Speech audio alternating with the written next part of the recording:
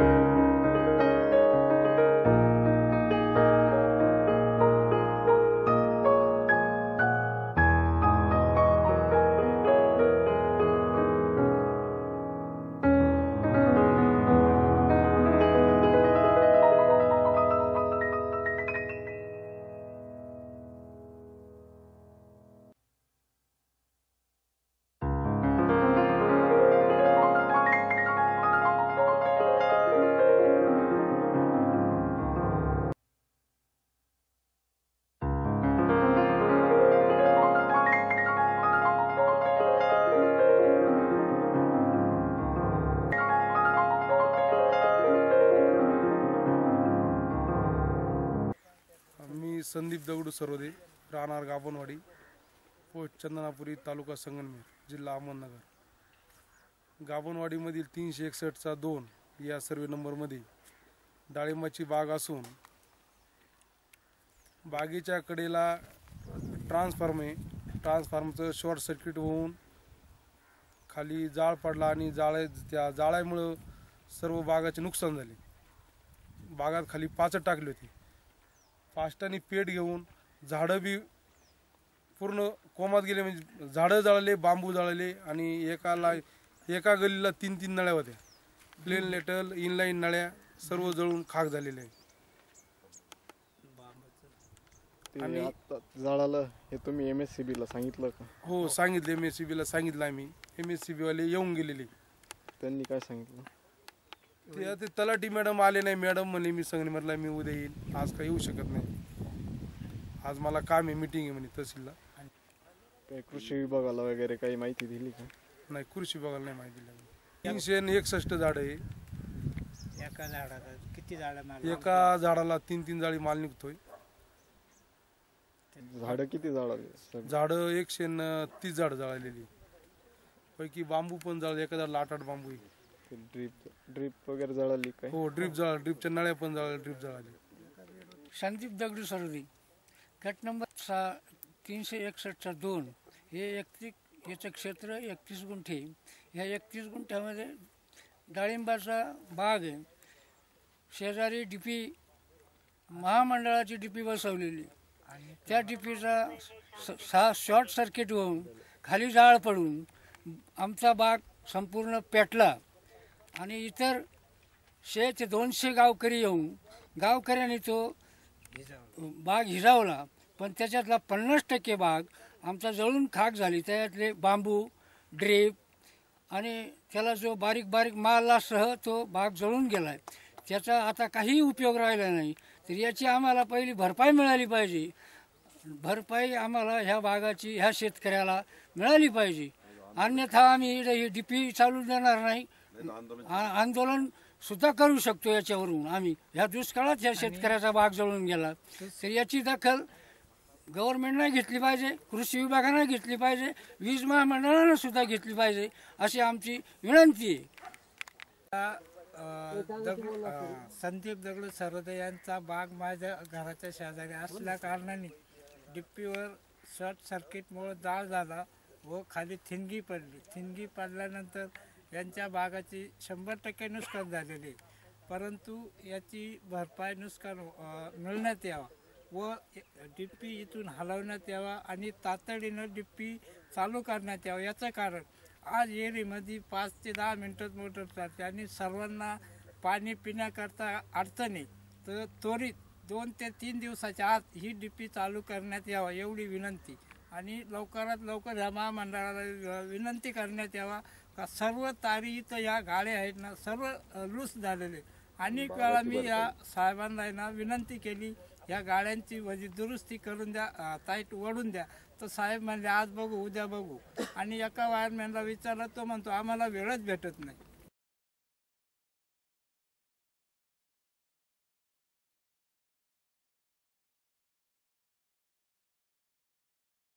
दगडू सरोदे यांची बाग आहे ना, शेजारी DP असली त्याच्या शॉर्ट सर्किटमुळे आहे ना ती बागाची ना अतोनात नुकसान झाली। तर त्याचं आहे ना त्याला आहे ना ती नुकसान भरपाई आहे ना ही त्वरित मिळाली पाहिजे, कारण आज परिस्थिती अशी आहे का ही परिस्थिती म्हणजे आज टँकरनं पाणी पुरवठा करावा लागतो बागेला। 3 महिने झाले बागेला पाणी चालू आहे टँकरनं, आणि आज जर एवढी शेतकऱ्याची एवढी मेहनत जर वाया गेली तर ते शेतकऱ्याला जगायचं पर्याय राहील नाही। आज अशी परिस्थिती, आता आज आत्महत्येची वेळ आहे, अशी परिस्थिती आज शेतकऱ्यावर। दुष्काळात असं सावट आलं नाही पाहिजे शेतकऱ्यावर असं, आणि ती महामंडळाने आणि ती शासनाने काहीतरी दखल घ्यावायची आणि त्या शेतकऱ्याला